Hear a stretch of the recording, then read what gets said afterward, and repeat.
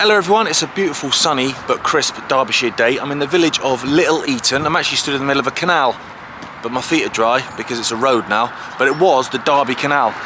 What I'm going to do is I'm going to have a little look at what was a wharf here in Little Eaton when the canal was here, where it joined something called the Little Eaton Gangway.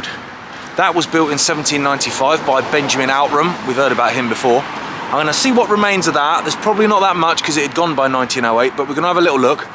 Then what I'm going to do is I'm going to jump on the Midland Railway, the former Midland Railway that was built in 1856. I'm going to follow that up to a village called Coxbench. I'm going to see what remains there of the railway station before jumping across the road and checking out the remains of an 11th century castle, and there are some remains of that.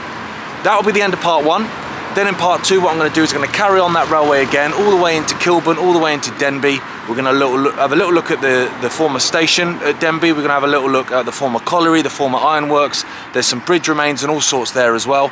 And also we're going to rejoin what was the Little Eaton Gangway at that point as well and see what remains we can find of that, because these two lines kind of intertwined with each other. We're also going to see how tarmac was made.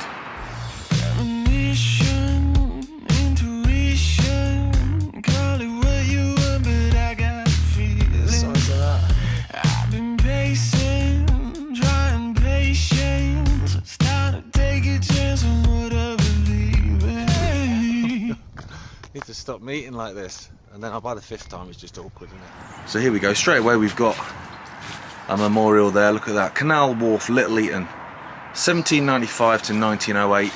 And if you have a look here, now this building is still there, but it's buried. This is all industrial estates now. These are all big hangars and all sorts, but that is still there. But I might have to get the drone up to actually get some visuals on that. And here is how it was. Look at that. It's mad now though, because if I come round from here, like you can see, this is a village now. It's a beautiful village, don't get me wrong. It's Little Eaton. But through there, this was the canal. So this was a big wharf basin, and now it's all industrial units and all sorts. So Benjamin Outram, when we went up and did the High Peak tramway and all that sort of stuff in the previous videos up at Buxworth, or Bugworth, however you say it, I always get it wrong. That was all Benjamin Outram stuff as well. So he's a bit of a pioneer when it came to canals and gangways, basically. He was your man. And so he was given the task of building this, which he did, and they opened it in 1795. And the first lot of coal, the first load of coal wagons that came out of Kilburn Colliery and Denby Colliery was actually donated by Benjamin Outram to the poor of the city of Derby, which is about 2 miles in that direction behind me. So remember that photo, the building with the clock on it? That's it there. You can just make it out, but it's buried behind these industrial units. So I'll have to send the drone up and get a better shot of that. I'm going to stomp on now and try and find this track bed of that Midland Railway. The reason I'm walking the Midland Railway and not the gang road is actually the gang road becomes the main road. It goes round through Little Eaton. It joins a little bit. We'll see the odd bit here and there, but generally it actually, oh hang on a minute, I've got half a better view of that house. There you go, you can just make out the clock there. And that's still there from that image. Amazing. Yeah, so as I was saying, the gang road comes in and out, and we'll see little bits and bobs of it as we go. But actually this Midland line, you can walk pretty much most of it as a proper footpath now, which is great. Whereas that gang road becomes a main road in parts, and I don't fancy walking in the middle of a main road because I'm not sure how well that'll end for me. So that's the track bed. Off through there goes to join the main line. That's the main Midland line up to Sheffield.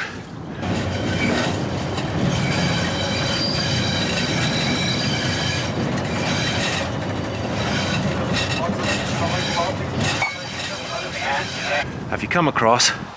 There's your first remain, look. This is Little Eaton Station. So there's the station house, still there, looking wonderful. And there's the bridge there, goes across. Just wait for this car to go past me. Hello, mate. I'll run without getting run over, hopefully. But there you go, look.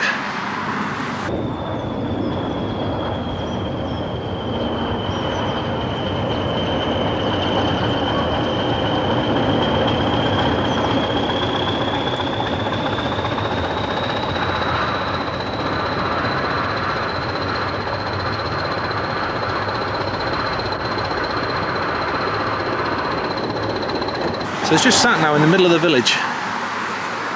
You can't join the path just yet, it's someone's garden, so we'll have to come round. So this was known as the Denby branch, or the Ripley branch.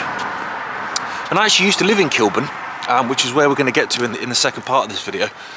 But it was all overgrown when I lived there, so I used to try and, like, you know, obviously go for walks on the old railway line, as you do, and be thrashing about with stingers everywhere, because it's me. But since then, because I've moved, I don't live there anymore, since then they've cleared it all. It's a proper footpath now with, you know, a proper floor in, and they've cleared away all the stingers and all sorts, so that's great. So I'm actually looking forward to having a stomp on that, especially on a day like today, although I should have worn gloves, so I can barely feel my fingers. Okay, so we come to the other side now. This is your track bed. That's, I think it's called Bottle Brook.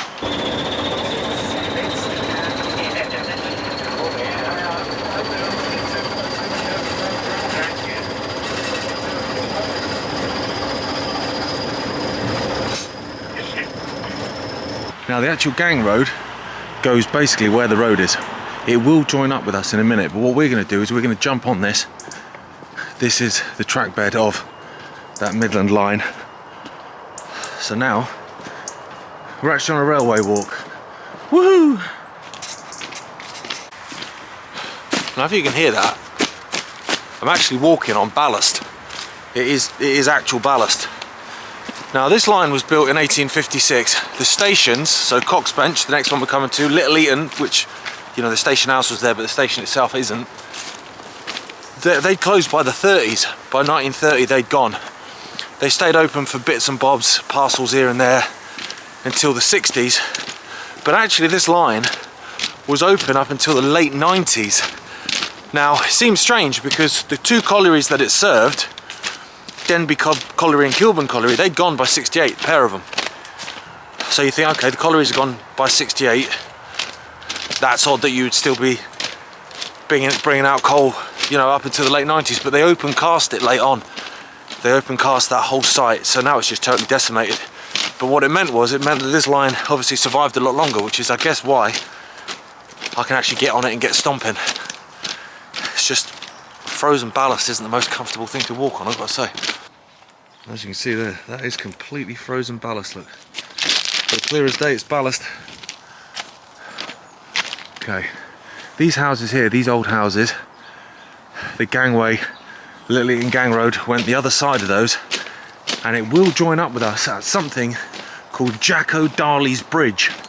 Now why it's called Jacko Dary's Bridge, I have absolutely no idea. But, and I have looked, so if you do know, please give us a comment, because I'd love to know the reason behind that, who Jacko Dary was. So here we go, as you can hear my feet, I'm still on that ballast. So this is Jacko Dary's Bridge. Now the reason it's significant is obviously this is a railway bridge that we're going under here.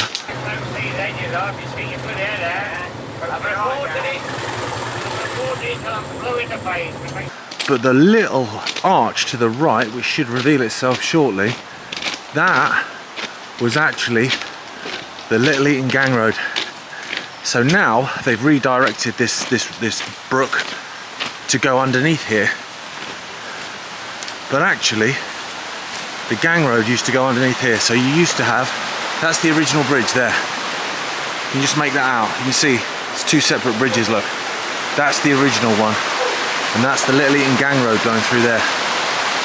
Horse-drawn tubs, bringing coal, bringing iron ore, but also bringing stuff down from Denby pottery. I don't know if you've heard of Denby pottery, it's very posh. And obviously this is all now been kind of redirected so the brook goes through there. And this was built later on in 1856 when the railway came along. So obviously I've not got my waders on, so I'm going to stick to the Midland Railway. That's a beautiful bridge, look, just coming from the other side, and obviously the gang road goes through there, and randomly we've got some emus, just some emus just hanging out. Here we go. Here's another bridge here. And this is going to be slippery, isn't it? But there you go. Now the gang road at this point has gone off in that direction, and it's basically been replaced by that road now. So I will keep kind of pointing out as and when, you know, here's the gang road, here's the railway, because they do kind of intersplice every now and then. But at the minute, it's being driven on. So I mentioned Benjamin Outram earlier. He's one of the big names. He's one of the ones that just comes up again and again and again, like Jessup and people like that, and Arkwright, when it comes to Derbyshire and anything industrial, basically. Another name that always comes up is George Stephenson and his son Robert Stephenson. Famous obviously for the rocket engine, but also for the Clay Cross Company, and they sunk all those pits, they built all those railways and all that sort of stuff. Just dead famous industrial names. So what was happening is the output coming out of Denby Colliery, the output coming out of Kilburn Colliery, plus the amount of stuff that was being produced by Denby Pottery, which is obviously still famous now, was very famous then, was getting so much that actually these horse-drawn tubs were kind of struggling to keep up with demand. So George Stephenson was given the job of basically turning the Little Eaton Gangway into a full-on railway. And so he looked at it and he thought, do you know what, mate? I don't know if he said mate, but do you know what, colleagues? We should probably just build a whole new railway and we'll run the two alongside each other. So that's what they did. So this railway was opened in 1856. That had been there, the gangway had been there since 1795. But what this did was obviously it kind of, you know, it signed the death warrant for that really. It soldiered on for about another 50 odd years. But by 1908 the gang road was done. Signed that off, bosh, see you later. And then the railway continued, like I say, up until the late 90s. As I said earlier, this was all massively overgrown when I used to live around these parts. But actually during lockdown, you know, all the gyms were closed and all football was stopped and ice hockey was stopped and I basically couldn't do anything. Basically from my house in Kilburn to Jacko Dary's bridge, which I didn't know was called Jacko Dary's bridge then, it was Alfreton Road Bridge, to there, Kilburn to there, round and back, was 10k, like literally on the button. So I was challenging myself throughout that whole lockdown period of going, right, I'm going to do 7 10Ks in 7 days, you know, I'm just going to keep boshing. And then what I realised was, because you remember on a Thursday, people all came out with their pots and pans at 8 PM, banging it for the NHS and all that stuff. I realised that if I left the house at 7, on the dot, because I was running at that point, you know, pretty much 59 minutes to an hour on a 10K, quite leisurely, but you know.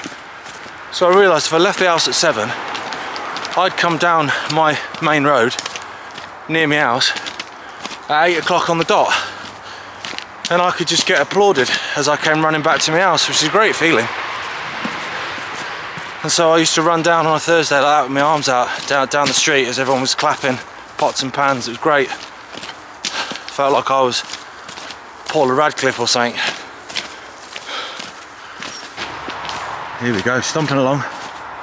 So you can hear that road, but actually it's more distant than that. So the gang road is here. This is a B road now, but then up in those hills is actually the A38. So we're sort of competing with lots of different sort of road noise pollution really, and the sound of ballast. So here's another bridge. I've given up on my fingers now. I've written them off. I can't feel them, which is better than the Merton, to be fair. I'll take that. There you go, look. I'll keep going on. It's a beautiful day though, look. Beautiful clear skies. Great day for walking. Right, it's a less trodden path now. It's suddenly just turned a bit into a bit overgrown, so I don't know how many people actually come down this bit. I know when we get to Coxbench station, obviously I have to jump off because it's a private house, you see, so he's not going to want me in his garden, but I'll keep walking until there's a sign though, or you know. Is that a sleeper? I do love me a sleeper. I'm having to do a little bit of clambering now. It's actually getting a little bit harder underfoot. But there's no fence or oak, do you know what I mean? So I'm just like, nothing said don't walk here, so I'm just stomping on the track bed. But I get the feeling it might come to a point where I'm actually going to have to turn back and walk about half an hour back to actually manage to get off it onto a road so I can come round. I'm hoping that's not the case because I can't be bothered. Yeah, it's getting a bit silly now. That hill, that's the castle. That's Horeston Castle or Horsley Castle. That's where we're going to. So what we're going to do, I ain't doing that. It's like Day of the Triffids stuff. I'm going to get eaten. Maybe that's why it's called Little Eaton. Okay, I've come back on the road now. That wasn't a battle I was ever going to win. But I can just make out the station house at Coxbench, so I'm nearly there. Once I get there, I'll have a little look at the station, but obviously it's someone's private gaff, so I'm not going to go too mad on it. And then what I'm going to do is I'm going to go across the road, and actually there was a little branch that came off of this line just before this station that actually went into a quarry. Now the reason there's only a handful of remains of this castle that we're going to end the walk at is because of quarrying. They excessively quarried one side of the site, and that was accessed by a branch that came off of this line. Unfortunately, that's been taken up by the A38 and by this A road here. That's decimated anything that remains of that. See, there's one quarry in there. What's that called? Coxbench wood. So that's all quarried there. And there's a boozer on the left. The track bed's through there, but as you can see, geez, I can make out the brambles from here. Not tonight, Henry. So there we go. There's my shadow as well. So this is the station house, this one. Although this looks kind of half modern. Like that's been built on. I'm not entirely sure about that. We're just going to the end of this platform. Please stop coming. Let's go to that. Yeah, Leah. Nice woman. Very pleasant. You're on a bit field. I know.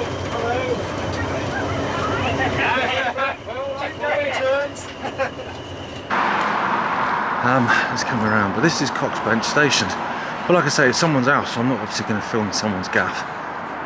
But there you go, look at that, the station. Although I think this looks like a modern extension as well. I know part of it's, yeah, this is the modern extension, this bit, and this bit's the original there on the left. You can see that, the different brickwork. Beautiful looking station there.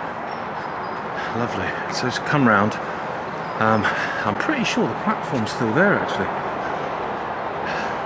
And the line just went across there, straight through. I mean, you could probably trek through that bit actually. That's what I'm going to do in the second part of this video actually, is I'll trek through there and I'll continue the line. Yeah, because you can see that's been trodden out.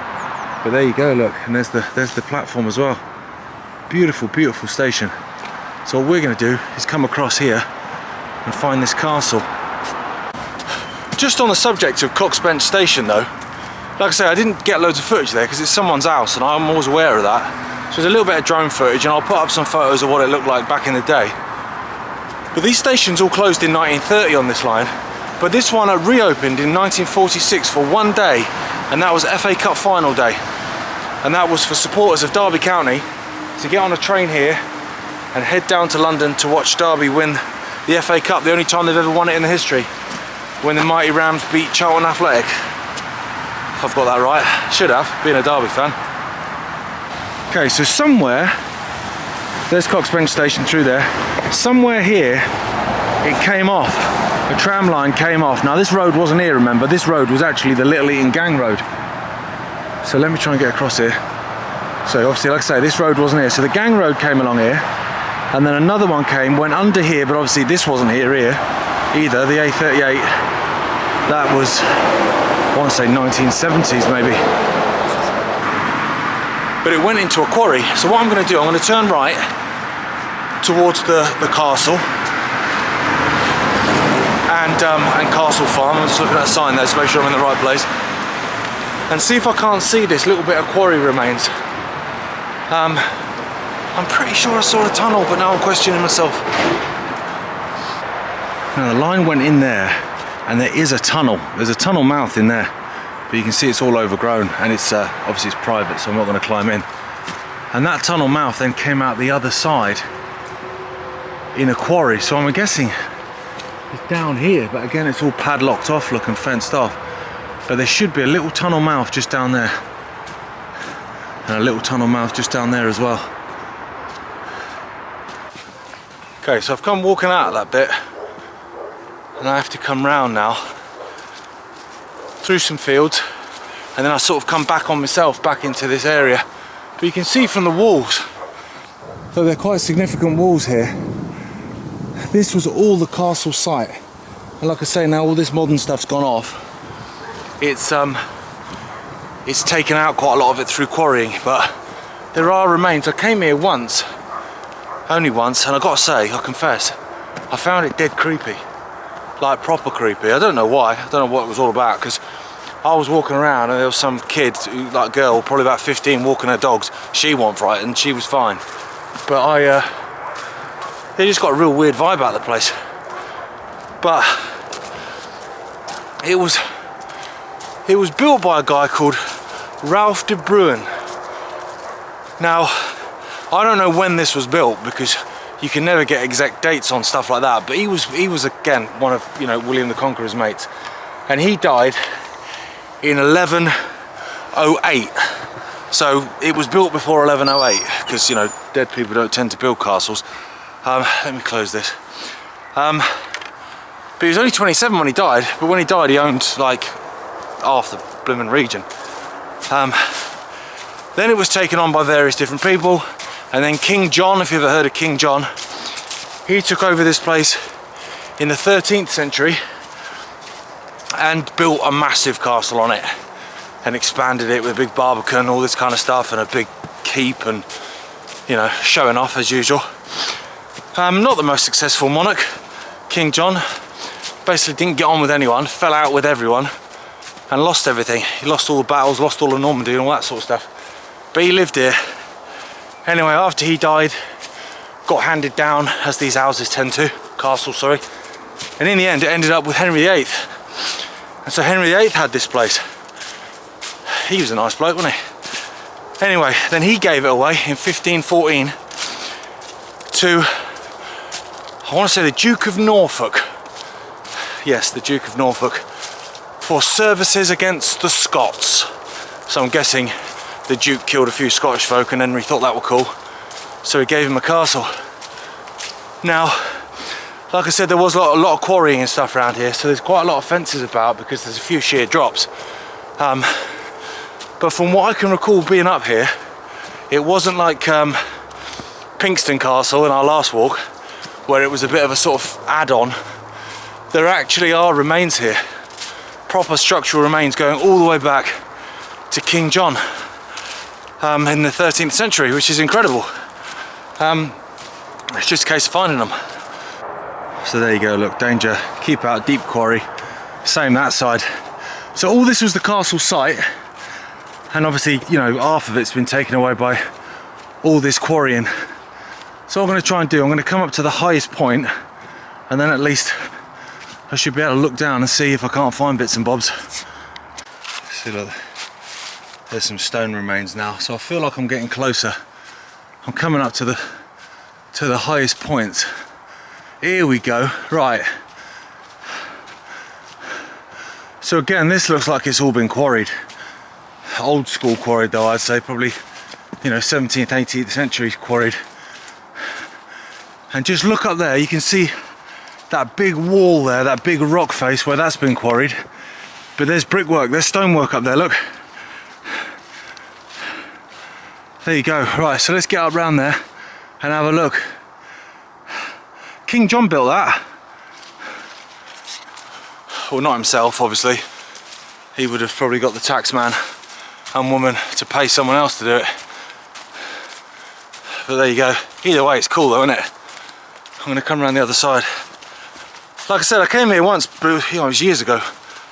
And when I lived in the area, so, you know, I like to think I haven't got a complete goldfish brain, but there's a lot of stuff going in. You got to lose some, haven't you? Some of it being where bits and bobs are of this particular castle. Okay, so I'm walking up to the highest point now. So that's where that stonework was. So let's get up here and see. So this would have been the keep. I'm guessing right at the top, look. There you go.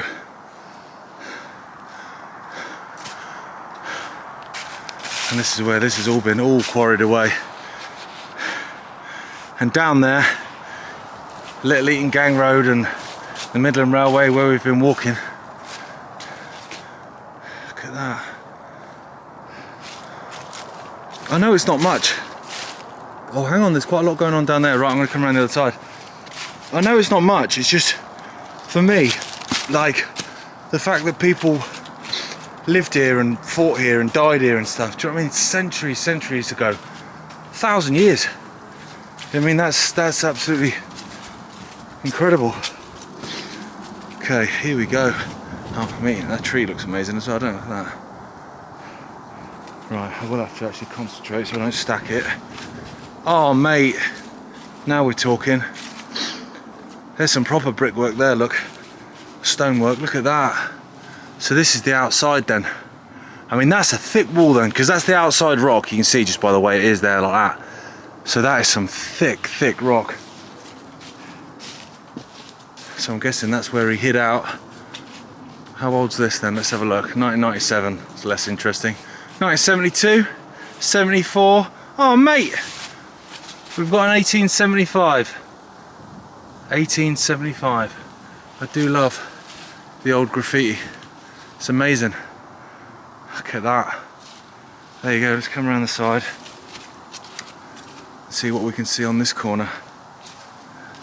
It's a scheduled ancient monument and it's actually listed as one of the most endangered. As you can tell, do you know what I mean? It's like, eventually this is all going to go, innit? Hopefully not now when I'm stood here, but eventually it will all go and it'll be lost forever. But there you go. Just when you think of the names, you know, King John, obviously huge name historically. And then, you know, Henry VIII, don't get much bigger than that, literally.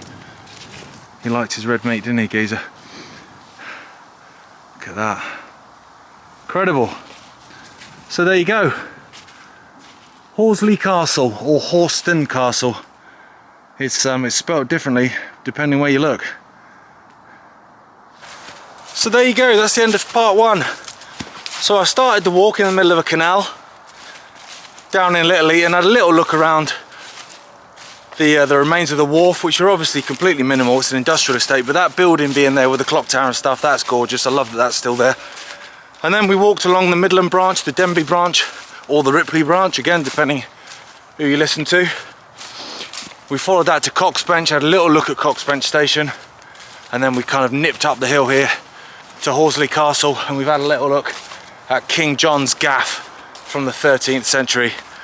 Now what I'm going to do in part two is I'm going to go back to Coxbench station and I'm going to follow that line all the way down through Kilburn, what was Kilburn station, into Denby, through Denby colliery, through Denby Ironworks, through Denby brickworks, and we're going to then join back up with that Little Eaton Gangroad, and we're going to follow that around up to a little known incline actually, because you know how much I love an incline. But what I'm going to do is get stung first of all. What I'm going to do is I'm actually going to head home now. I'm going to go and pick up my daughter from school, so then tomorrow first thing I'll come back. The weather's supposed to be exactly the same as today, watch it tip it down, and I'll finish the second half of this.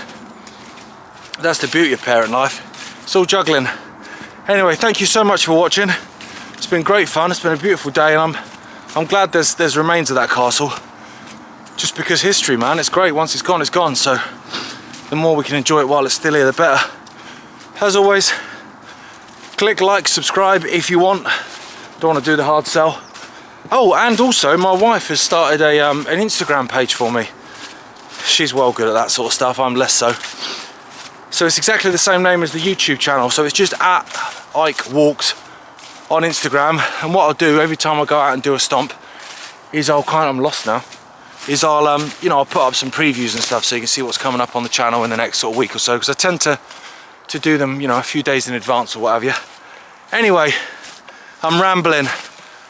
I'll see you back at Coxbench in a bit.